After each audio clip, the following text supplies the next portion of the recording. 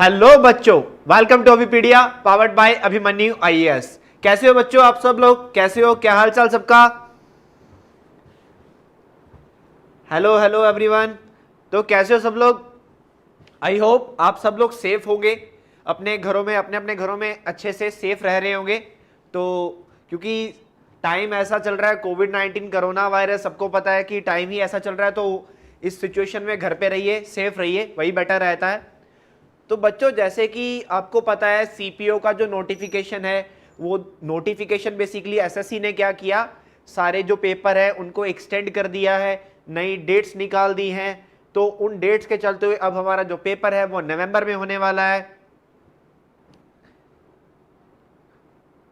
Buffering हो रही है, चेक कर लेते हैं, वेट कर लीजिए, चेक कर लेते हैं हम।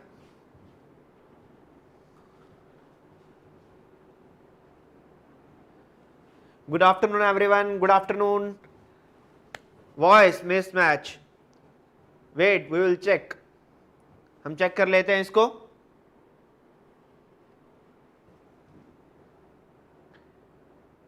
शेयर कर दो यार, तब तक शेयर कर दो जल्दी से जल्दी।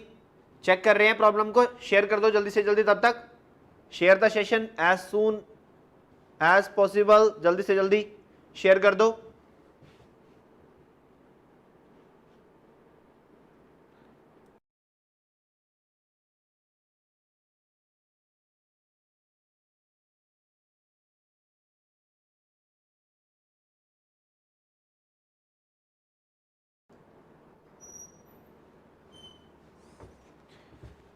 अभी क्लियर है?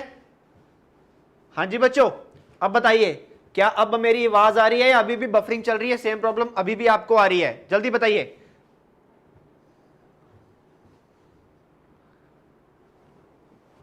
नाउ ऑडिबल, अभी ठीक है?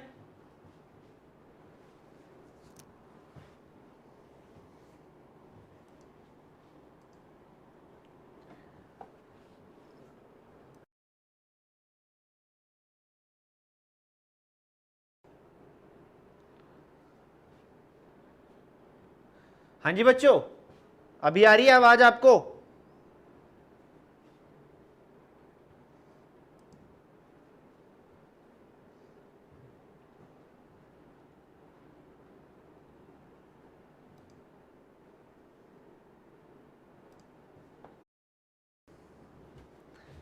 हाँ जी बच्चों, अब बताओ, अब आ रही है आवाज? नाउ आई एम ऑडिबल, बताइए जल्दी से। अब क्लियर है सब कुछ? अब तो कोई बफरिंग नहीं हो रही है? जल्दी से बता दो, फिर स्टार्ट करते हैं। जल्दी जल्दी बता दो, क्या सब क्लियर है? अब आ रही है आवाज? जल्दी से अपना हैंड रेस कर दो, वीडियो को शेयर कर दो अगर आवाज आ रही है, बताइए, जल्दी बताइए।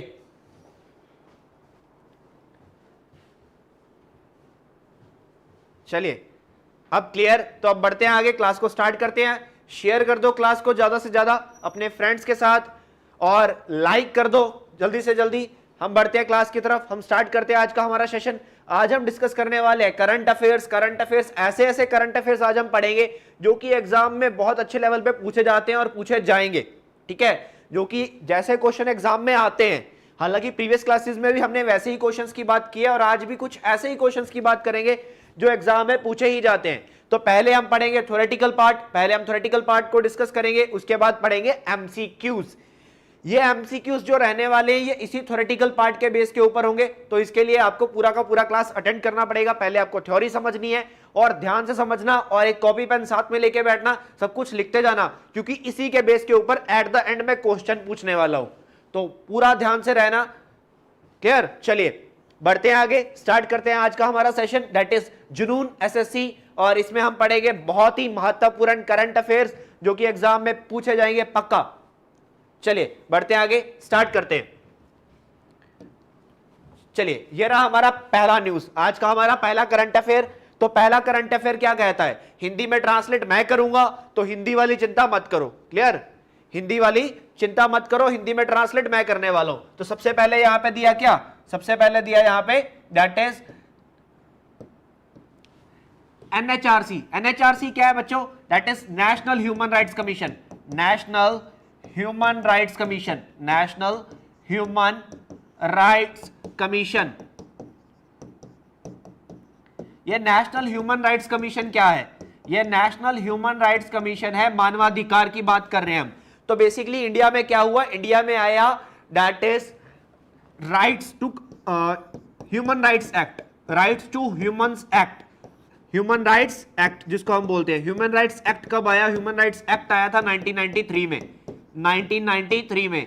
तो 1993 में ह्यूमन राइट्स एक्ट आया, तो इसी ह्यूमन राइट्स एक्ट के तहत एक बॉडी बनाई गई। इस बॉडी का नाम था नेशनल ह्यूमन राइट्स कमीशन। कब बनी? 1993 में। इसका काम क्या है? इसका काम है मानवाधिकार की बात करना, ह्यूमंस के राइट्स की बात करना, हमारे राइट्स की बात करना। तो यहां पर इस नेशनल ह्यूमन राइट्स कमीशन की हम बात कर रहे हैं। तो अभी क्या हुआ? अभी नेशनल ह्यूमन राइट्स कमीशन ने क्या किया? एक कमेटी बनाई है, एक कमेटी बनाई है, पैनल बनाया। पैनल को हम क्या बोलते हैं? पैनल को बोलते हैं कमेटी। तो एक कमेटी बनाई है। ये कमेटी किस लिए? क्लियर? ये कमेटी किस लिए बनाई है? ये कमेटी बनाई है कोविड-19 कोरोना वायरस का इंपैक्ट ह्यूमन लाइफ पे क्या पड़ रहा है।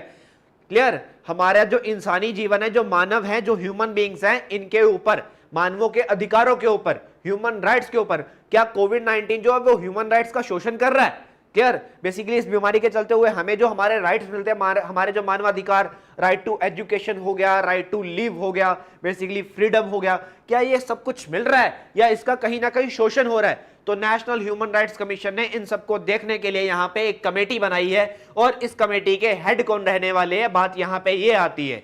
तो इस कमेटी के हेड हैं doctor KS. Reddy. Doctor KS. Reddy ये इस कमेटी के हेड हैं, इस कमेटी के हेड। तो बच्चों एग्जाम में क्वेश्चन कैसे आता है, मैं क्वेश्चन बताने वाला हूं। एग्जाम में करंट अफेयर को लेके कैसे क्वेश्चन आता है? तो करंट अफेयर को लेके क्वेश्चन ऐसे आता है कि नेशनल ह्यूमन राइट्स कमीशन ने, मानवाधिकार आयोग ने एक कमेटी बनाई है। किसके लिए? मानवों के अधिकारों को देखने के लिए कोरोना वायरस के चलते हुए। और इस कमेटी के हेड कौन है?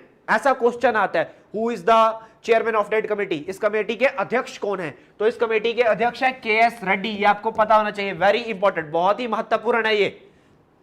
अब बेसिकली अगर मैं बात करूं स्टैटिक जीके की, अगर हम स्टैटिक जीके की बात करें तो बेसिकली एग्जाम के अंदर जो स्टैटिक जीके के क्वेश्चन आते हैं वो भी कहीं ना कहीं करंट अफेयर से ही निकल के आते हैं। ठीक है? तो यहां पे पहला अगर मैं स्टैटिक जीके की बात करूं, स्टैटिक जीके का पहला हमने क्वेश्चन ये जाना कि नेशनल ह्यूमन राइट्स कमीशन किस एक्ट के तहत बना? तो that is human rights act 1993। ये पहला क्वेश्चन। दूसरा क्वेश्चन हमने ये जाना, स्टैटिक की बात कर रहा हूं मैं, करंट हमने छोड़ दिया, अब मैं स्टैटिक की बात कर रहा हूं। तो स्टैटिक में दूसरा क्वेश्चन हमने ये जाना, नेशनल ह्यूमन राइट्स कमीशन कब बना? कब बना? 1993 में बना। अब तीसरा क्वेश्चन हम ये जानेंगे, नेशनल ह्यूमन राइट्स कमीशन के चेयरपर्सन कौन है, इसके चेयरमैन कौन है? जल्दी से अब हम इसकी बात करने वाले हैं। तो नेशनल ह्यूमन राइट्स कमीशन की अगर मैं बात करूं, इसके जो चेयरपर्सन है इनका नाम है justice H L. Dattu. Justice H L. Dattu ये नेशनल ह्यूमन राइट्स कमीशन के चेयरपर्सन है। सुप्रीम कोर्ट के रिटायर्ड जज, भारत के पूर्व मुख्य न्यायाधीश रह चुके हैं। ये कौन? Justice H L. दत्तू। ये भारत के मुख्य न्यायाधीश रह चुके हैं, चीफ जस्टिस ऑफ इंडिया रह चुके हैं जस्टिस एच.एल. दत्तू। तो ये कौन है? नेशनल ह्यूमन राइट्स कमीशन के चेयरपर्सन। ये आपको पता होना चाहिए, बहुत इंपॉर्टेंट है। कॉपी पेन साथ में लेके बैठो, अगर नहीं समझ में आया तो पूछो दोबारा से और नोट करो इसको साथ के साथ। किसी को नहीं समझ में आया तो बताओ, जल्दी से बताओ। किसी को कोई दिक्कत है तो जल्दी से मुझे बताइए कमेंट सेक्शन में। हिंदी में लिख देना सर, मैं बोलूंगा यार हिंदी में, ठीक है? मैं हिंदी में बताऊंगा आपको, लिखूंगा तो बहुत टाइम लग जाएगा, बहुत आगे चला जाएगा क्लास हिंदी में लिखने लगा तो किसी को कोई डाउट जल्दी से बताओ मुझे। क्लियर? अगर क्लास अच्छी लग रही है तो बिना बोले शेयर कर दिया करो। एक ही चीज चाहिए होती है मुझे, अगर क्लास अच्छी लग रही है बिना बोले शेयर कर दिया करो अपने आप। Like, share and bell icon, तीन ही चीजें हैं। उसके बाद बात करूं, नीचे डिस्क्रिप्शन में लिंक दिया हुआ है व्हाट्सएप ग्रुप का। अगर अभी तक व्हाट्सएप ग्रुप ज्वाइन नहीं किया तो व्हाट्सएप ग्रुप ज्वाइन कर लो, ताकि क्लास का पूरा अपडेट आपको वहां मिलता रहेगा। जो भी मेरी क्लासेस होती हैं, चाहे वो डीआरडीओ की क्लास है, चाहे वो सीपीओ की क्लास है, जो भी क्लासेस होती है उसका पूरा लिंक नीचे मिल जाएगा डिस्क्रिप्शन में। क्लियर? क्या एक बार और अब एक बार और की मैं बात कर दूं, नेशनल ह्यूमन राइट्स कमीशन ने एक कमेटी बनाई है। वो कमेटी किस लिए बनाई है? अभी जो कोरोना वायरस चल रहा है उसके चलते हुए मानवाधिकारों का जो शोषण हो रहा है, क्या हमें जैसे हम राइट टू एजुकेशन नहीं मिल पा रहा, हम शिक्षा को अच्छे वे में असेस नहीं कर पा रहे हैं, क्यों? बेसिकली स्कूल कॉलेजेस बंद हुए पड़े हैं, उसके बाद हमें ऑनलाइन असेस करना पड़ रहा है। अब ऑनलाइन में जो गरीब परिवारों के बच्चे हैं वो तो असेस नहीं कर सकते, स्मार्टफोन नहीं है, लैपटॉप नहीं है, कंप्यूटर नहीं है, तो वो असेस नहीं कर पा रहे हैं, उनको अच्छे वे में एजुकेशन नहीं मिल पा रहा है। तो इसी सभी चीजों को देखने के लिए नेशनल ह्यूमन राइट्स कमीशन ने मानवाधिकारों को देखने के लिए यहां पे एक कमेटी बनाई है। ये कमेटी चेक करेगी कहां कहां पे शोषण हो रहा है और क्या मिल रहा है। और इस कमेटी के जो अध्यक्ष रहेंगे उनका नाम है के.एस. रेड्डी, उनका नाम रहने वाला है के.एस. रेड्डी। और इस के.एस. रेड्डी के बाद अगर मैं बात करूं, हमने बात की नेशनल ह्यूमन राइट्स कमीशन की। नेशनल ह्यूमन राइट्स कमीशन बना था किसके अंदर? ह्यूमन राइट्स एक्ट 1993 के अंदर बना था। ये कॉन्स्टिट्यूशन में नहीं है, ये संवैधानिक नहीं है, इस चीज को ध्यान में रखना, क्योंकि ये एक्ट के तहत बना हुआ है, ये एक्ट के तहत बना हुआ है। उसके बाद कब बना था? 1993 में बना था। और इसके जो चेयरपर्सन है इनका नाम है justice H L. Dattu, justice H L. Dattu. Clear? कोई डाउट? अब कोई भी डाउट अगर किसी को तो बताओ। एंड यहां पे मैं फर्दर आपको बता दूं, एक क्वेश्चन एग्जाम के अंदर और आता है, एक क्वेश्चन एग्जाम के अंदर और आता है। वो क्वेश्चन क्या आता है कि जो नेशनल ह्यूमन राइट्स कमीशन है, ये नेशनल ह्यूमन राइट्स कमीशन जो है ये संवैधानिक है या नहीं? संवैधानिक मतलब ये कॉन्स्टिट्यूशनल है या नहीं है? ठीक है, ये कॉन्स्टिट्यूशनल है, ये स्टैट्यूटरी है, ये कौन सी बॉडी है, ये कैसी है, इसका नेचर क्या है? क्लियर? तो देखो बच्चों, वो बॉडी, वो संस्था, वो आयोग जिसको हम संविधान में अमेंडमेंट करके बनाते हैं, संविधान को छेड़छाड़ के बनाते हैं, उसको तो बोलते हैं कॉन्स्टिट्यूशनल, संवैधानिक बॉडी, संवैधानिक आयोग। और वो बॉडी जिसको हम पार्लियामेंट में किसी एक्ट के तहत बना देते हैं, ठीक है, किसी भी एक्ट के तहत, जिसको बनाने के लिए हम पार्लियामेंट में कोई एक्ट पास करवाते हैं, जैसे ये एक्ट था, तो उसको बोलते हैं स्टैट्यूटरी बॉडी। उसको बोलते हैं क्या? स्टैट्यूटरी बॉडी, उसको हम बोलते हैं स्टैट्यूटरी बॉडी। तो बेसिकली क्या ये नेशनल ह्यूमन राइट्स कमीशन ये क्या है? ये कॉन्स्टिट्यूशनल है, ये स्टैट्यूटरी है, ये नॉन कॉन्स्टिट्यूशनल है, ये नॉन स्टैट्यूटरी है, ऐसा क्वेश्चन पूछा जाता है। तो ये नॉन कॉन्स्टिट्यूशनल है बट स्टैट्यूटरी है, it is a statutory and non constitutional body. अगर कोई बॉडी ऐसी होती है जो कॉन्स्टिट्यूशनल भी नहीं होती और स्टैट्यूटरी भी नहीं होती, तो उसको गवर्नमेंट क्या करती है? उसको गवर्नमेंट क्या करती है? उसको गवर्नमेंट बनाती है यहां पे किसी रिफॉर्म्स के तहत। वो बॉडी जो यहां पे क्या होता है, जो स्टैट्यूटरी भी नहीं होती और जो कॉन्स्टिट्यूशनल भी नहीं होती, उसको हम कैसे बनाते हैं? रिफॉर्म्स के तहत बनाते हैं। क्लियर हुआ? जैसे NITI Aayog, NITI Aayog is a good example. NITI Aayog किस चीज का एग्जांपल है? नीति आयोग नॉन स्टैट्यूटरी है, नीति आयोग नॉन कॉन्स्टिट्यूशनल है, क्योंकि नीति आयोग कैसे बना था? रिफॉर्म्स के तहत बना था, रिफॉर्म्स किए थे हमने। चलिए आगे बढ़ते हैं। अब हम बढ़ते हैं आगे, किसी को डाउट हो तो पूछ लेना, मैं आगे बढ़ रहा हूं, अगले न्यूज की तरफ बढ़ते हैं हम। चलिए, ये रहा हमारा अगला न्यूज। भारतीय रेलवे, इंडियन रेलवे 2030 तक बन जाएगा क्या? Net zero carbon emission, net zero carbon emission वाला रेलवे बन जाएगा। कब तक? 2030 तक। ये ईयर ध्यान में रखना, 2030। We can also called green railway, हम ये भी बोल सकते हैं ग्रीन रेलवे। ग्रीन रेलवे बनने वाला है, ग्रीन रेलवे। ग्रीन रेलवे कब तक बनने वाला है? 2030 तक, 2030 तक बन जाएगा ग्रीन रेलवे, इंडियन रेलवे। इस चीज को ध्यान में रखना, बहुत इंपॉर्टेंट है ये। और अभी अभी इंडियन रेलवे ने क्या किया? अभी अभी इंडियन रेलवे ने क्या किया? इंडियन रेलवेज ने क्या किया है? इंडियन रेलवेज ने लगाया है एक प्लांट, एक solar power plant. Solar plant लगाया है। कहां पे लगाया? सोलर प्लांट, सोलर प्लांट लगाया है। कहां पे लगाया सोलर प्लांट? सोलर प्लांट लगाया कहां पे? बीना में। बीना कहां है? मध्य प्रदेश के अंदर। और इसकी कैपेसिटी क्या है? 1.7 मेगावाट। इसकी कैपेसिटी क्या है? 1.7 मेगावाट इसकी कैपेसिटी है, 1.7 मेगावाट इसकी कैपेसिटी है, 1.7 मेगावाट की कैपेसिटी का यहां पे लगाया क्या? एक solar power plant Madhya Pradesh के अंदर। मध्य प्रदेश में कहां? बीना में। इंडियन रेलवे ने लगाया, इंडियन रेलवे ने लगाया इसको, इंडियन रेलवे ने। इस चीज को ध्यान से रखना, बहुत इंपॉर्टेंट है ये, बहुत इंपॉर्टेंट। एग्जाम में पक्का आएगा, एग्जाम में पक्का आएगा। इंडियन रेलवे की बात करूं तो इंडियन रेलवे को ऑपरेट करता है रेलवे बोर्ड, रेलवे बोर्ड, यहां पे ऑपरेट करता है किसको? रेलवे बोर्ड ऑपरेट करता है इंडियन रेलवे को। रेलवे बोर्ड की बात करूं तो रेलवे बोर्ड बना था 1853 में, पहले भी बताया मैंने। एंड रेलवे बोर्ड के जो चेयरमैन है इनका नाम है वीके यादव, विनोद कुमार यादव, विनोद कुमार यादव, विनोद कुमार यादव। तो किसी को कोई डाउट?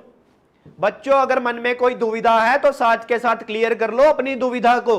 मन में किसी भी तरह की दुविधा नहीं रखनी है, हम यहां पे आपकी दुविधा के लिए ही हैं, आपके डाउट्स क्लियर करने के लिए हैं, क्योंकि आधा अधूरा ज्ञान खतरनाक होता है। अगर कोई डाउट है तो मुझसे पूछो, किसी को भी कोई डाउट हो, और अगर नहीं डाउट हो तो बता दिया करो कि सर नहीं डाउट है। डाउट है तो पूछा करो, ज्यादा से ज्यादा अपनी प्रेजेंस शो किया करो कि हम हैं। इससे कॉन्फिडेंस रेज होता है, इससे हमारा कॉन्फिडेंस बढ़ता है। Clear? 2023 Vineet Emmanuel 2023 not 22। Basically जो भारतीय रेलवे है ये क्या करने जा रहा है, हमारे जो उत्तर पूर्वी राज्य है, नॉर्थ ईस्टर्न स्टेट्स जो हैं, हमारी जो नॉर्थ ईस्टर्न स्टेट्स हैं, इन नॉर्थ ईस्ट की स्टेट्स को क्या कर दिया जाएगा, रेलवे से कनेक्ट कर दिया जाएगा 2023 तक। 2023 तक, क्लियर? 2023 तक। नेट जीरो कार्बन एमिशन क्या है, मनोज जी पूछ रहे हैं। Manoj ji, net zero carbon emission होता है बेसिकली कार्बन डाइऑक्साइड को प्रोड्यूस ना करना। कार्बन क्या, बेसिकली कार्बन डाइऑक्साइड एक बहुत ही हानिकारक गैस होती है, बहुत ही हार्मफुल होती है, जो कि ग्लोबल वार्मिंग को जनरेट करती है। तो बेसिकली इन्वायरमेंट की प्रोटेक्शन के लिए, क्लियर, पर्यावरण की रक्षा करने के लिए हम क्या करेंगे, रेलवे को सेफ फ्यूल पे लेके आएंगे। बेसिकली जैसे आज कोयला यूज होता है तो कोयले का यूज हम बंद कर देंगे, ठीक है? भारतीय रेलवे कोयले पे चलता है, कोयले का यूज बंद कर देंगे, डीजल को कम से कम करेंगे। हम क्या करेंगे, इसको इलेक्ट्रिफिकेशन पे लेके आएंगे, इलेक्ट्रिसिटी पे चलेगा। और वो इलेक्ट्रिसिटी हम कहां से लेके आएंगे, सोलर से लेके आएंगे, कि सोलर से इलेक्ट्रिसिटी जनरेट करेंगे सारी की सारी। क्लियर? रेलवे बजट के बारे में बताइए। रेलवे बजट के बारे में मैं आपको पढ़ाऊंगा। रेलवे बेसिकली पूरा का पूरा बजट पढ़ा दूंगा आपको, सारे बजट में कितने किसके किसके लिए क्या क्या दिया हुआ है, ठीक है? ये सारा का सारा बजट के बारे में आपको पढ़ा दूंगा मैं। बजट की चिंता छोड़ दो, बजट बहुत बड़ा है। बजट अभी पढ़ने लगा तो सारा दिन निकाल जाएगा हमारा, बजट बहुत बड़ा है। चलिए आगे बढ़ते हैं हम, अब बात करते हैं आगे। अब बात करेंगे डीआरडीओ की, वेरी इंपॉर्टेंट। आकाश मिसाइल, आकाश मिसाइल। अब यहां पे आकाश मिसाइल है। आकाश मिसाइल की बात करूं तो डीआरडीओ ने, defence research and development organisation ने एक मिसाइल का डिजाइन किया। डीआरडीओ ने क्या किया, इसको डिजाइन किया और डेवलपमेंट करी। क्लियर? डेवलप किसने करा, डिजाइन किसने करा, डीआरडीओ। आकाश मिसाइल की बात कर रहे हैं हम, आकाश मिसाइल। और इस मिसाइल को मैन्युफैक्चर कौन करने वाला है, इस मिसाइल की प्रोडक्शन कौन करने वाला है, इसको मैन्युफैक्चर करेगा बीडीएल। बीडीएल क्या है बच्चों, यहां पे लिखा हुआ है बीडीएल। ये बीडीएल क्या है, बीडीएल का फुल फॉर्म क्या है, that is Bharat dynamics limited. ये एक कंपनी है, भारत डायनामिक्स लिमिटेड, इसका नाम है भारत डायनामिक्स लिमिटेड। ये भारत डायनामिक्स लिमिटेड ने डीआरडीओ के साथ लाइसेंस एग्रीमेंट साइन किया है, किसके लिए, आकाश मिसाइल को बनाने के लिए। आकाश मिसाइल का डिजाइन बनाया डीआरडीओ ने, और आकाश मिसाइल की प्रोडक्शन करने वाला है DRDO, sorry BDL, that is Bharat dynamics limited. ये क्या है बच्चों, ये सरफेस टू एयर मिसाइल है। ये एक सरफेस टू एयर मिसाइल है, सरफेस टू एयर मिसाइल। अब इसकी मैं बात करूं, इसकी स्पीड की, और ये कितनी ऊंचाई तक जा सकती है, तो बच्चों ये जा सकती है 18 किलोमीटर तक की ऊंचाई तक। 18 किलोमीटर तक का एल्टीट्यूड है बेसिकली इसका, ये जा सकती है। और इसकी जो स्पीड रहने वाली है वो स्पीड है 860 metre per second. 860 metre per second इसकी स्पीड है, और ये 18 किलोमीटर तक जा सकती है। Clear sir? Which body, DRDO, defence research and development organisation. 1958 में बना था डीआरडीओ, 1958 में बना था। इसके जो चेयरमैन है इनका नाम है जी सतीश रेड्डी, डॉक्टर जी सतीश रेड्डी। डिफेंस के लिए मिसाइल्स और वेपन्स बनाने का काम ही करता है। और बेसिकली ये जो बीडीएल है, भारत डायनामिक्स लिमिटेड, ये भी डिफेंस के लिए हथियार ही बनाती है बेसिकली।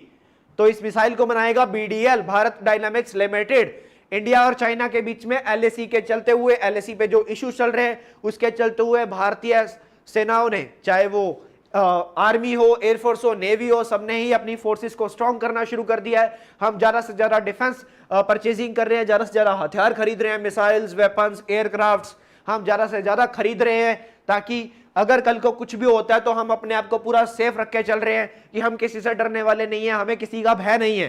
तो डिफेंस इसी के चलते हुए पूरी तैयारी कर रहा है, पूरी की पूरी तैयारी। क्लियर? अब किसी को कोई डाउट है तो पूछो, अब किसी को कोई भी डाउट है तो पूछो। हमारे रक्षा मंत्री हैं, उनका नाम क्या है? राजनाथ सिंह, राजनाथ सिंह। क्लियर? तो भारत डायनामिक्स लिमिटेड बना रहा है, क्या बना रहा है? आकाश मिसाइल बना रहा है। और ये कौन सी मिसाइल है? सरफेस टू एयर मिसाइल है, ये आपको पता होना चाहिए। ये सरफेस टू एयर मिसाइल है, 860 मीटर पर सेकंड इसकी स्पीड है, 18 किलोमीटर तक के एल्टीट्यूड तक ये जाती है। किसी को डाउट? चलिए आगे बढ़ते हैं। अब बात करेंगे Dehing Patkai wild life sanctuary. Dehing Patkai wild life sanctuary, देखिए ये Dehing Patkai wild life sanctuary क्या है? ठीक है, वाइल्ड लाइफ सेंचुरी है ये देहिंग पटकई। कहां पे है? असम के अंदर। ये कहां पे है? असम के अंदर। देहिंग बेसिकली एक नदी है। देहिंग क्या है? देहिंग एक नदी का नाम है, देहिंग एक रिवर है। कहां पे? असम के अंदर। ये एक रिवर है एंड पटकई एक हिल है। पटकई क्या है? एक हिल है। तो Dehing Patkai wild life sanctuary है। अब खबर क्या कहती है? ठीक है, खबर यह कहती है कि Dehing Patkai wild life sanctuary को बनाया जाएगा नेशनल पार्क। इसको नेशनल पार्क बनाएंगे हम। अब क्यों बनाएंगे, क्या जरूरत है नेशनल पार्क की? ठीक है, अब बात सुनिएगा, ध्यान से सुनिएगा। भारतीय गवर्नमेंट ने, गवर्नमेंट ऑफ इंडिया ने क्या किया, भारतीय सरकार ने क्या किया, इस Dehing Patkai wild life sanctuary के अंदर माइनिंग करने के लिए परमिशन दे दी। ठीक है, इससे ना कुछ 8 किलोमीटर की दूरी पे माइनिंग होती थी पहले ही, अब इसके अंदर भी माइनिंग करने की परमिशन दे दी।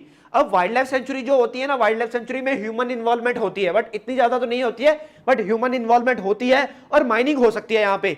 अब माइनिंग होएगी तो ये तो पहले ही एंडेंजर्ड है। ठीक है, इसके अंदर जो बेसिकली जानवर रहते हैं उनको और खतरा, वो कहां जाएंगे? उनकी जान को और खतरा, मारे जाएंगे बेचारे। स्पीसीज जो भी जहां पे प्रजातियां रहती हैं उनको बहुत खतरा है। तो असम की सरकार ने क्या किया, असम की सरकार ने इसको माइनिंग से बचाने के लिए, सेंट्रल गवर्नमेंट का डिसीजन था माइनिंग करना, अब असम की सरकार ने अपना एक डिसीजन लिया। क्या किया, हम क्या करेंगे, इस पटकई वाइल्ड लाइफ सेंचुरी को नेशनल पार्क बना देंगे। नेशनल पार्क, अब जब ये नेशनल पार्क बन जाएगा तो ह्यूमन इन्वॉल्वमेंट और कम हो जाती है, बिल्कुल जीरो ऑलमोस्ट हो जाती है। यानी कि ह्यूमन इन्वॉल्वमेंट रहेगी नहीं, किसमें? नेशनल पार्क के अंदर ह्यूमन इन्वॉल्वमेंट नहीं रहेगा, तो बेसिकली ये बिल्कुल कम हो जाएगा। क्लियर? यस, एनजीओ कहते हैं माइनिंग नहीं करना है, उसी के चलते हुए तो सरकार ने क्या बोला, नेशनल पार्क का स्टेटस दे दो इसकी सेफ्टी के लिए। बेसिकली इसको सेफगार्ड करने के लिए ही यहां पे इसको नेशनल पार्क का स्टेटस दिया जा रहा है। इसको नेशनल पार्क का स्टेटस इसीलिए दिया जा रहा है ताकि इसको बचाया जा सके।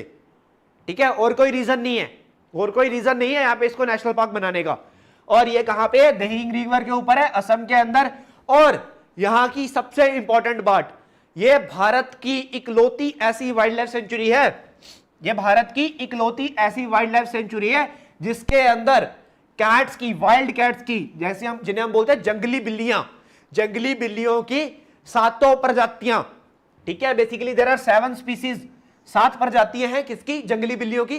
तो ये 7 की 7 प्रजातियां इस Dehing Patkai wild life sanctuary में पाई जाती हैं। तो ये कौन कौन सी प्रजातियां हम देखेंगे? टाइगर है, लियोपर्ड है, क्लाउडेड लियोपर्ड है, लियोपर्ड कैट है, गोल्डन कैट है, जंगल कैट है एंड मार्बल्ड कैट है। ये 7 प्रजातियां हैं जो भारत में पाई जाती है, किसकी? जंगली बिल्लियों की। और ये सारी की सारी प्रजातियां इसी वाइल्ड लाइफ सेंचुरी में मिलती है सिर्फ, मतलब 7 की 7 एक जगह। तो ये बहुत इंपॉर्टेंट हो जाता है, ये बहुत ही इंपॉर्टेंट हो जाता है। आपको क्वेश्चन सीधा ये भी पूछ लेगा कि बेसिकली ऐसा कौन सा वाइल्ड लाइफ सेंचुरी है जिसमें 7 की 7 प्रजातियां पाई जाती हैं वाइल्ड कैट्स की, वाइल्ड कैट्स की 7 की 7 प्रजातियां। ये क्वेश्चन भी आपको पूछ सकता है। ठीक है, ऐसा क्वेश्चन भी आ सकता है, तो इस चीज को ध्यान से रखना आप, इस चीज का ध्यान रखना आप। चलिए आगे बढ़ते हैं। किसी को डाउट, किसी को कोई भी डाउट? असम के जो मुख्यमंत्री हैं इनका नाम है क्या? सर्बानंद सोनोवाल।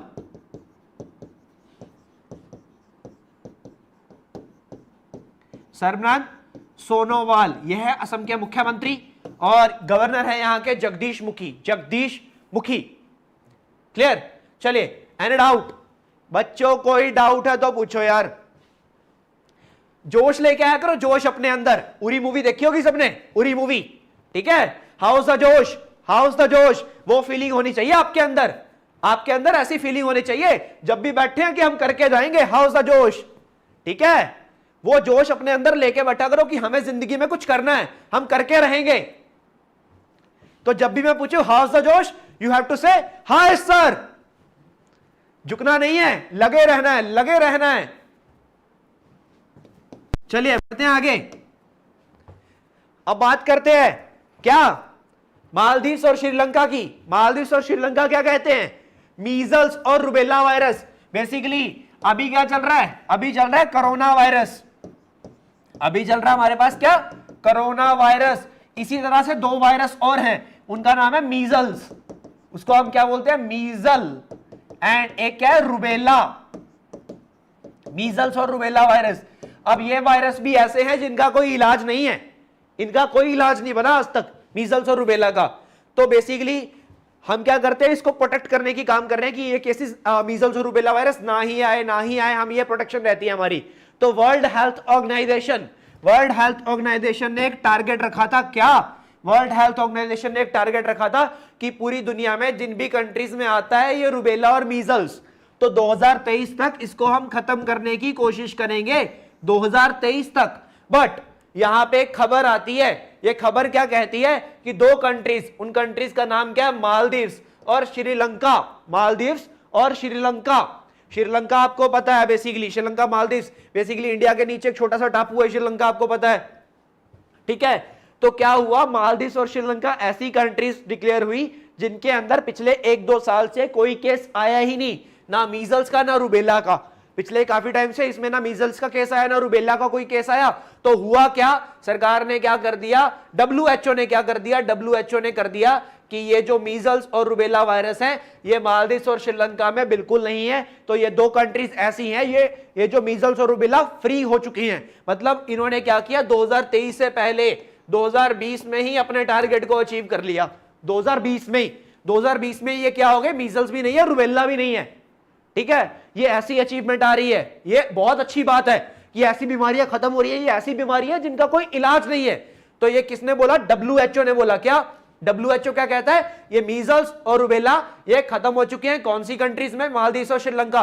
पेपर में प्रश्न कैसे आएगा, पेपर के अंदर सवाल कैसे आएगा, क्वेश्चन कैसे आएगा, तो पेपर के अंदर क्वेश्चन आएगा मीजल्स और रुबेला को कौन सी कंट्रीज ने 2023 के टारगेट से पहले ही खत्म कर दिया है। वो कौन कौन सी कंट्रीज हैं, मालदीव्स और श्रीलंका। दूसरा क्वेश्चन क्या आएगा बच्चों, मालदीव्स की कैपिटल क्या है। तीसरा क्वेश्चन क्या आएगा, श्रीलंका की कैपिटल क्या है। चौथा क्वेश्चन क्या आएगा कि डब्ल्यूएचओ ने, वर्ल्ड हेल्थ ऑर्गेनाइजेशन ने मीजल्स और रुबेला को खत्म करने का टारगेट क्या रखा हुआ है, तो क्या रखा हुआ है, 2023। ये आपको पता होना चाहिए, 2023 का हमारा टारगेट है। कब का, 2023 का। तो ये आपको पता होना चाहिए, क्लियर होना चाहिए। मालदीव्स की कैपिटल है, मैं बता रहा हूं कैपिटल नोट कर लेना, इसकी कैपिटल है मेल, मेल, मालदीव्स की कैपिटल। और श्रीलंका की कैपिटल क्या है, श्रीलंका की कैपिटल है श्री जयवर्धनेपुरी कोट्टे। क्या है, श्री जयवर्धनेपुरी कोट्टे, जयवर्धनेपुरी कोट्टे, नीचे लिख रहा हूं पूरी, जयवर्धनेपुरी कोट्टे। तो ये किसकी कैपिटल है, थोड़ा बड़ा नाम है, अजीब सा नाम है, ठीक है। कुछ लोगों को लगता है क्या, यहां पे कंफ्यूजन होती है कि श्रीलंका की कैपिटल कोलंबो है, ठीक है, कोलंबो। ये भी ऑप्शन में आता है जब भी श्रीलंका की कैपिटल पूछी जाए, कोलंबो। कोलंबो लार्जेस्ट सिटी है श्रीलंका की, और कोलंबो क्या है, फाइनेंशियल कैपिटल है श्रीलंका की। बट जो ऑफिशियल कैपिटल है वो है श्री जयवर्धनेपुरी कोट्टे, श्री जयवर्धनेपुरी कोट्टे। जैसे इंडिया की कैपिटल क्या है, दिल्ली, पर इंडिया की फाइनेंशियल कैपिटल क्या है, भारत की फाइनेंशियल कैपिटल क्या है, मुंबई। उसी तरह से श्रीलंका की फाइनेंशियल कैपिटल क्या है, कोलंबो। तो क्लियर हुआ। अब बात करते हैं वर्ल्ड हेल्थ ऑर्गेनाइजेशन की, वर्ल्ड हेल्थ ऑर्गेनाइजेशन की बात करने वाले आज हम। तो ध्यान से सुनना, वर्ल्ड हेल्थ ऑर्गेनाइजेशन बहुत ही इंपॉर्टेंट है, क्योंकि क्या चल रहा है दुनिया में, कोरोना वायरस। तो कोरोना वायरस के चलते हुए वर्ल्ड हेल्थ ऑर्गेनाइजेशन के क्वेश्चन तो आएंगे ही आएंगे पेपर के अंदर। तो बात करेंगे किसकी, बात करेंगे बच्चों, बात करेंगे वर्ल्ड हेल्थ ऑर्गेनाइजेशन की। वर्ल्ड हेल्थ ऑर्गेनाइजेशन तो वर्ल्ड हेल्थ ऑर्गेनाइजेशन के बारे में बताऊं तो दुनिया में एक संस्था है यूनाइटेड नेशन, संयुक्त राष्ट्र संघ। अब संयुक्त राष्ट्र संघ का काम क्या था? दुनिया में पीस को मेंटेन करना और दुनिया की डेवलपमेंट करना। उसी के चलते हुए यूनाइटेड नेशन के अंदर ही एक अलग से बॉडी बनाई गई। कब बनाई गई? 7 अप्रैल को। 7 अप्रैल कौन से साल में? कौन से साल में बनाया? 1948 में, 1948 में बनाया। क्या बनाया? World health organisation. यह संयुक्त राष्ट्र संघ का ही एक हिस्सा है जो दुनिया में हेल्थ सर्विसेज को इंप्रूव करने के लिए काम करता है। दुनिया में हेल्थ सर्विसेज को इंप्रूव करने के लिए काम करेगा। इसका हेडक्वार्टर बनाया गया। कहां पे बनाया? जिनीवा में। इसका हेडक्वार्टर कहां बनाया हमने? जिनीवा बनाया, जिनीवा में। और इसके डायरेक्टर जनरल वेरी इंपॉर्टेंट, इनका नाम है टेड्रस एडनम। इनका नाम क्या है? टेड्रोस। नाम नोट कर लेना, बहुत इंपॉर्टेंट है। टेड्रस एडनम ये डायरेक्टर जनरल है किसके बच्चों? वर्ल्ड हेल्थ ऑर्गेनाइजेशन के। क्लियर? विश्व स्वास्थ्य विभाग, वर्ल्ड हेल्थ ऑर्गेनाइजेशन के डायरेक्टर जनरल है टेड्रस एडनम। और 7 अप्रैल को बना था क्या? World health organisation. तो 7 अप्रैल को हम क्या ऑर्गेनाइज करते हैं? World health day. World health day, ये भी आपको पता होना चाहिए। वर्ल्ड हेल्थ डे होता है, कब होता है? 7 अप्रैल को होता है वर्ल्ड हेल्थ डे। तो डाउट, एनी डाउट? किसी को डाउट? अभी एशिया पैसिफिक का जो रीजन है, WHO का, उसके लिए भारत बैठा है कुर्सी पे, हमारे जो डॉक्टर हर्षवर्धन है। बट डायरेक्टर जनरल यहां पे टेड्रस एडनम है। डायरेक्टर जनरल मत बोल देना कि हर्षवर्धन जी हैं, नहीं।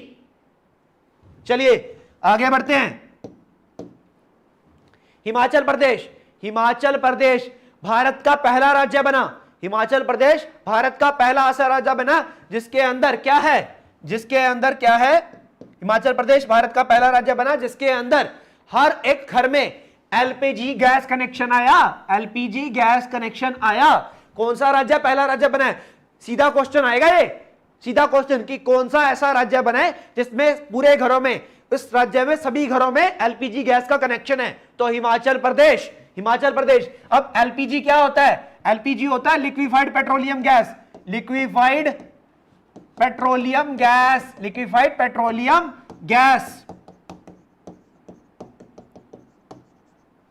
तो ये क्या होता है बच्चों? एलपीजी। तो कुकिंग में यूज करते हैं, हम इसका इस्तेमाल करते हैं कुकिंग करने के लिए। घरों में बेसिकली एलपीजी सिलेंडर यूज होते हैं, सबको पता है। तो भारत सरकार ने एक स्कीम चलाई थी, वो स्कीम क्या थी? प्रधानमंत्री उज्ज्वला योजना। सबको पता होगा इस स्कीम के बारे में, सबने सुना होगा। कौन सी स्कीम? प्रधानमंत्री उज्ज्वला योजना। इस प्रधानमंत्री उज्ज्वला योजना का टारगेट क्या था? प्रधानमंत्री उज्ज्वला योजना का टारगेट था भारत में सभी फैमिलीज के अंदर, भारत में देखो तकरीबन बेसिकली 25-26 करोड़ फैमिलीज रहती हैं, ठीक है। आबादी तो हमारी 130 करोड़ है, बट फैमिलीज की बात कर रहा हूं मैं। तो सभी फैमिलीज में क्या होना चाहिए? एलपीजी कनेक्शन होना चाहिए। ये पीएम उज्ज्वला योजना कहती थी। तो सरकार ने स्कीम को चलाया। इस स्कीम की अगर मैं बात करूं कब चली है स्कीम? 2016 में। 2016 में स्कीम को स्टार्ट किया गया। कौन सी मिनिस्ट्री के अंदर यह स्कीम चली? Ministry of petroleum and natural gas. जिसके हमारे मंत्री कौन है? धर्मेंद्र प्रधान। इनके अंदर बेसिकली ये स्कीम चली। धर्मेंद्र प्रधान ये कौन है? ये हमारे मंत्री हैं पेट्रोलियम एंड नेचुरल गैस को लेकर। अब ये स्कीम क्या कहती है? इस स्कीम ने क्या किया है? 2019 तक का डाटा है कि 2019 तक इस स्कीम ने क्या किया? 8 करोड़ एलपीजी कनेक्शन बांट दिए। 8 करोड़, यानी कि 8 करोड़ एलपीजी कनेक्शन सिर्फ इसी स्कीम के अंदर बांटे गए हैं। एंड अभी ये स्कीम चल रही है। इस स्कीम के अंदर ना पीएम उज्ज्वला योजना के अंदर 3 फ्री सिलेंडर भी मिलते हैं। 3 सिलेंडर फ्री मिलते हैं, 3 गैस सिलेंडर फ्री मिलते हैं। तो अभी क्या है? सरकार ने एक और चीज करी है, ध्यान से सुनना, एक चीज और करी है। तो वो जो 3 फ्री सिलेंडर मिलने का टाइम था वो क्या था? जून 2020 था कि जून 2020 तक ले लो फ्री सिलेंडर ले लो। तो बट काफी सारे लोगों ने लिया ही नहीं। तो सरकार ने इसको क्या कर दिया? एक्सटेंड कर दिया। कब तक? सितंबर 2020 तक। सितंबर 2020 तक एक्सटेंड कर दिया कि अगर आपको फ्री कनेक्शन फ्री सिलेंडर लेना है, जो 3 सिलेंडर फ्री मिलते हैं, तो 3 महीने और बढ़ा दिए, सितंबर 2020 तक आप ले सकते हो, सितंबर 2020 तक। तो अब बच्चों कोई डाउट इसको लेके तो पूछ लो जल्दी से जल्दी, जल्दी से जल्दी, कोई डाउट है तो पूछो।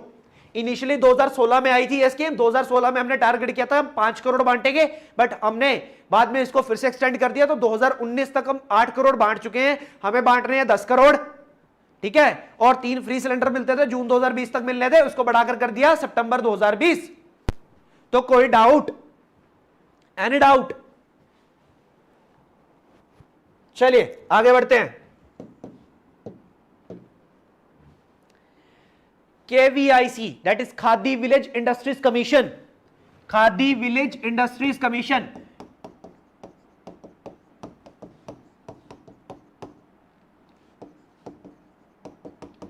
फुल फॉर्म भी ध्यान में रखा करो, एब्रीवेशंस को लेके भी क्वेश्चन आते हैं पेपर के अंदर।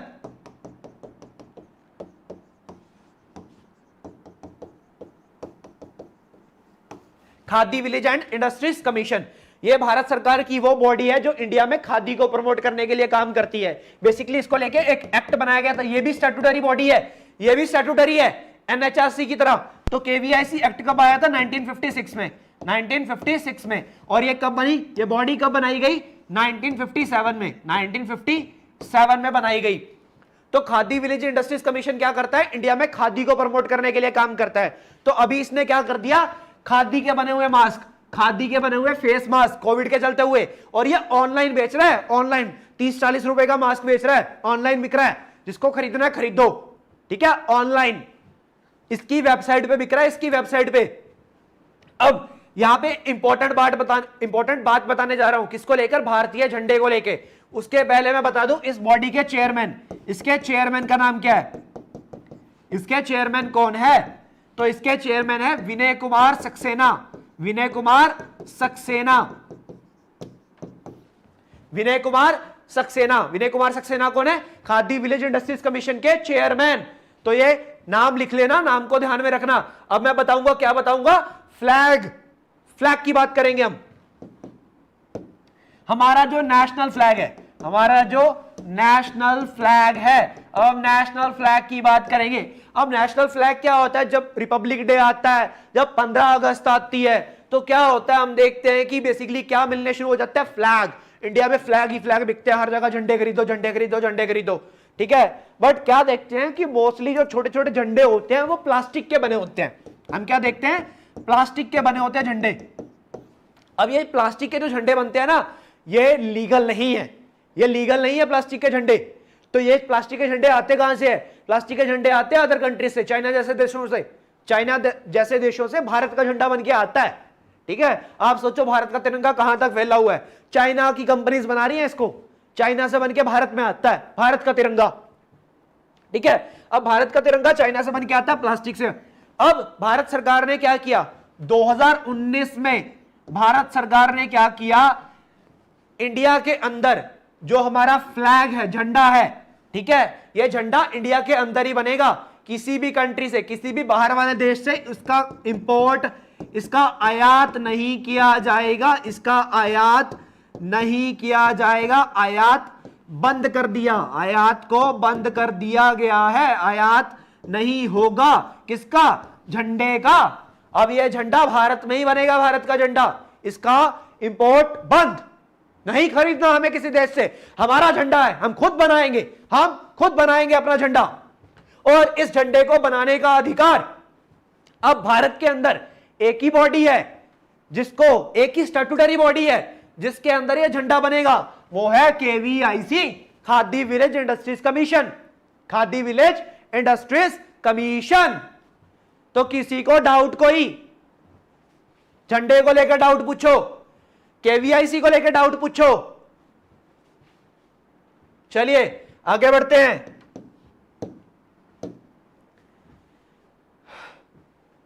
$750 मेगावाट का सोलर प्लांट, 750 मेगावाट का सोलर प्लांट मोदी जी ने इनॉग्रेट किया। कहां पे इनॉग्रेट किया? मोदी जी ने इनॉग्रेट किया। कहां पे इनॉग्रेट किया? मध्य प्रदेश में। अब मध्य प्रदेश में कहां? रेवा, रेवा नाम की जगह है, मध्य प्रदेश के अंदर, जहां पे मोदी जी ने 750 मेगावाट का सोलर प्लांट इनॉग्रेट कर दिया। अब यहां पे एक बात आती है, ये खबर आपने पढ़ी होगी, ठीक है, ये बात खबर आपने पढ़ी होगी, बट क्या आपने ये भी पढ़ा है इस खबर के साथ, क्या ये एशिया का सबसे बड़ा सोलर पार्क है? क्या आपने ये पढ़ा है? मुझे जल्दी से बताओ, एशिया का सबसे बड़ा सोलर पार्क है ये किस किसने पढ़ा है? कमेंट सेक्शन में जल्दी से बताओ, जल्दी से चैट बॉक्स में जल्दी से बताओ, क्या ये किसने किसने पढ़ा है? क्या ये एशिया का सबसे बड़ा सोलर पार्क है? ये किस किसने पढ़ा है? अगर किसी ने पढ़ा तो जल्दी से बताओ, ठीक है, ये किसने पढ़ा है? एशिया का लार्जेस्ट सोलर पार्क है, मुझे बताना है आप लोगों ने, क्या किसी ने ये बात पढ़ी है? क्या किसी ने ये बात पढ़ी है? ठीक है, ये एशिया का लार्जेस्ट सोलर पार्क है, ये किस किसने पढ़ा?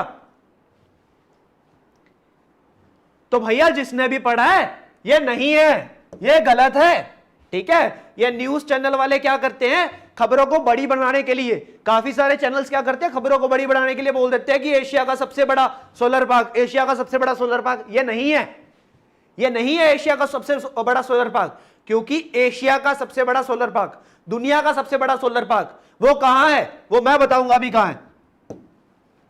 दुनिया का, एशिया का, भारत का, इन सबका सबसे बड़ा जो सोलर पार्क है, लार्जेस्ट, जो लार्जेस्ट सोलर पार्क है वो कहां पे है बच्चों? ये है राजस्थान में। राजस्थान में कहां है? जोधपुर में। राजस्थान में कहां है? जोधपुर में। अब जोधपुर में कहां है? भादला।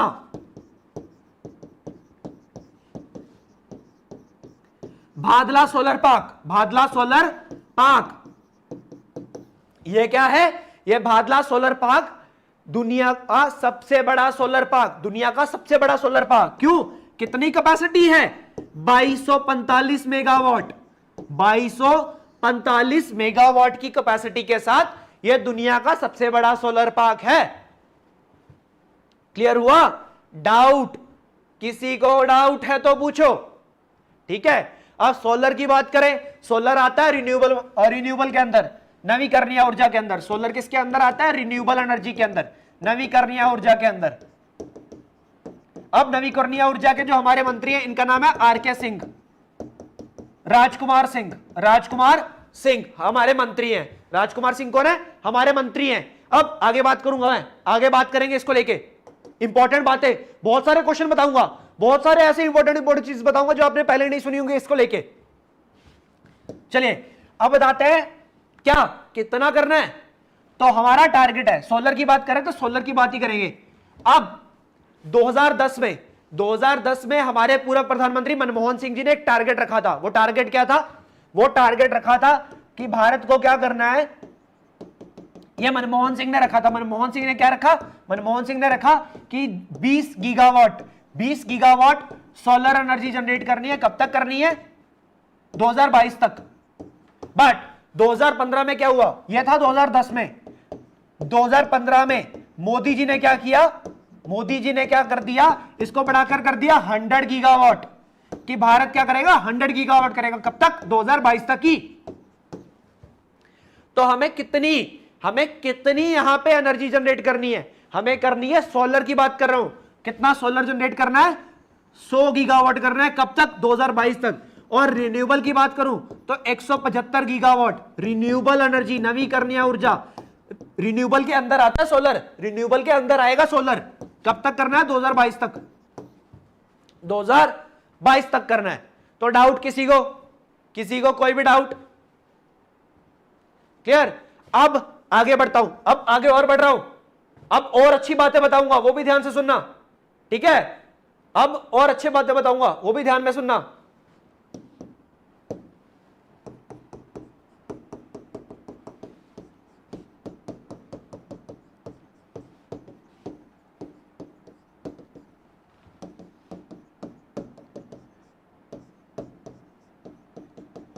पूरी दुनिया में सोलर को लेकर अगर कोई बॉडी काम करती है तो उसका नाम है international solar aliens. International solar aliens ये वो बॉडी है जो भारतवर्ष में, जो पूरी दुनिया में सोलर एनर्जी को प्रमोट करने का काम करती है, सोलर एनर्जी को। अब ये बनी कब? ये बनी 2015 में, ये बनी 2015 में। तो 2015 में बनी। इसका हेडक्वार्टर कहां पे है? इसका हेडक्वार्टर है गुरुग्राम में, इसका हेडक्वार्टर है गुरुग्राम के अंदर। भारत ये इकलौती, ये दुनिया की इकलौती इंटरनेशनल ऑर्गेनाइजेशन है। इंटरनेशनल मतलब जो पूरी दुनिया में काम करती है, नेशनल मतलब जो भारत में काम करेगी, एक कंट्री के अंदर काम करती है। तो ये दुनिया की इकलौती इंटरनेशनल ऑर्गेनाइजेशन है जिसका हेडक्वार्टर भारत के अंदर है, भारत के अंदर। ठीक है, अब यहां पे बात करूं इसके डायरेक्टर जनरल, इसके डायरेक्टर जनरल, ये नाम लिख लेना, बहुत इंपॉर्टेंट है।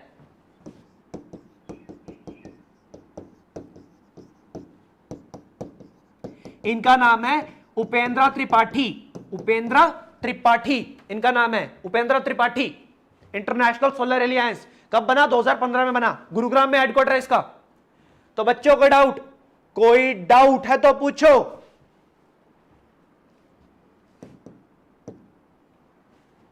Any doubt? चलिए आगे बढ़ते हैं। भारत सरकार ने अप्रूवल दे दिया क्या? 1 लाख करोड़ का, 1 लाख करोड़, 1 लाख करोड़ का क्या बनेगा?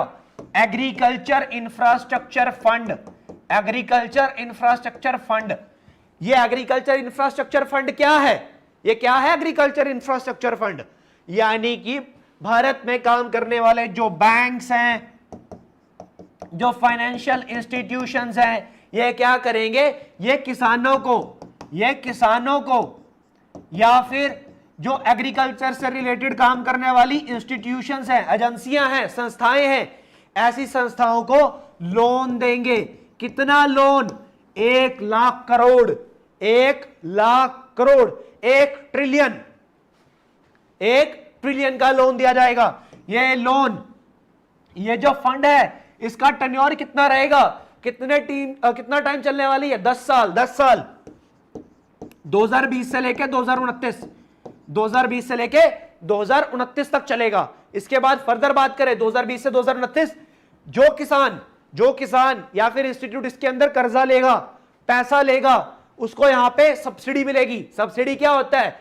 वो जितना ब्याज बैंक उससे लेगा उसका कुछ हिस्सा सरकार देगी। तो कितना हिस्सा?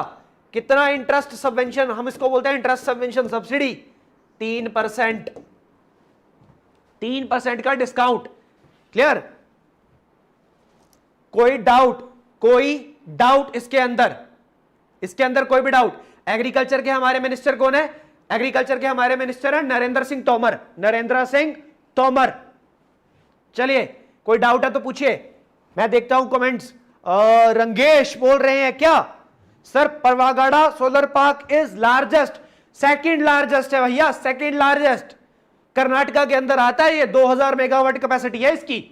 ठीक है, ये जो आप परवागड़ा बोल रहे हो, ठीक है, ये जो परवागड़ा आप बोल रहे हो, ये कहां पे आता है बच्चों? ये कर्नाटका में आता है। ठीक है, इसकी कैपेसिटी क्या है? 2000 मेगावाट, 2000 मेगावाट कैपेसिटी है इसकी। चेक कर लेना, इसकी कैपेसिटी 2000 मेगावाट है। ठीक है, और जो मैंने बताया था, कौन सा बताया था? भादला, जो मैंने भादला बताया था, इसकी कैपेसिटी क्या है? इसकी कैपेसिटी है 2245 मेगावाट, 2245 मेगावाट। तो कौन सा बड़ा हुआ? ठीक है, चेक कर लेना ये आप। डाउट है तो क्लियर कर लो, अगर और भी कोई डाउट है तो। चलिए आगे बढ़ते हैं। ओहो, यहां पे आपकी अगली क्लास का टाइम भी हो रहा है ना, 4:30 बजे आपकी अगली क्लास है। आज हमारा क्लास लेट हो गया था थोड़ा सा, क्योंकि थोड़ा सा टेक्निकल इशू आ गया था, उसके कारण लेट हो गए थे हम। तो क्लास को आज हम यही खत्म करते हैं, कल फिर आऊंगा आपके लिए। ठीक है, ठीक है, इस क्लास को हम कल कंटिन्यू करेंगे, कल फिर लेके आऊंगा आपके लिए। जो क्वेश्चन रह गए, इस क्वेश्चंस को हम कल कंटिन्यू करेंगे। ठीक है, छोड़ूंगा नहीं, कंप्लीट करूंगा, बट कल करूंगा, कल फिर लूंगा, क्लास ले लूंगा कल फिर से। ठीक है, आज आपका 4:30 बजे इंग्लिश का क्लास है अगला। ठीक है, 4:30 बजे आपकी इंग्लिश की क्लास है अगली, तो उसके कारण ये क्लास हमें अभी क्विट करनी पड़ रही है, ये इशू है। ठीक है, आप समझ रहे हो, क्योंकि ये हमारा क्लास टेक्निकल इश्यूज की वजह से थोड़ा लेट हो गया था। तो ये जो हमारा सेशन है इसको हम कल कंटिन्यू करेंगे, फर्दर आगे पढ़ेंगे। क्वेश्चन आज वाले के ऊपर क्वेश्चन भी पूछूंगा कल, ध्यान से पढ़ के आना, इसको रिवाइज भी करके आना, सिर्फ लिख के छोड़ मत दिया करो, रिवाइज भी करके आया करो। ठीक है, फॉर्मेलिटी नहीं करनी है, पढ़ना है, फॉर्मेलिटी नहीं चलेगी मेरे साथ कोई फॉर्मेलिटी नहीं, पढ़ना पड़ेगा। ठीक है, पढ़ना पड़ेगा। Akshay, is it helping for bank? जी हाँ Akshay, it is also for bank. Akshay, very soon we will launch a banking course for you, a crash course for you. Banking को लेके भी कोर्स लेके आएंगे हम बहुत जल्दी आपके लिए, डोंट वरी। फ्री कोर्स चलाएंगे, फ्री कोर्स। चलिए, कोई डाउट तो मिलते हैं कल, अगली क्लास में मिलेंगे। अभी 4:30 बजे इंग्लिश की क्लास है, कहीं जाइएगा मत, ज्वाइन कर लो सेशन को भी। इसको लाइक कर दो, शेयर कर दो एंड सब्सक्राइब कर लो चैनल को अगर अभी तक नहीं किया है तो। बेल आइकन दबा दो ताकि सारे नोटिफिकेशन मिलते रहे। और अगर यार क्लास अच्छी लगती है तो फीडबैक अपने आप दे दिया करो, बोलने की जरूरत नहीं पड़ती। अच्छा बुरा लगे तब भी बोल दो कि नहीं अच्छा नहीं है, बोलो कि अच्छा नहीं लगा, ये भी बताओ, ठीक है। चलिए, it's all for today, thank you so much, have a nice day, stay safe, stay home, जय हिंद।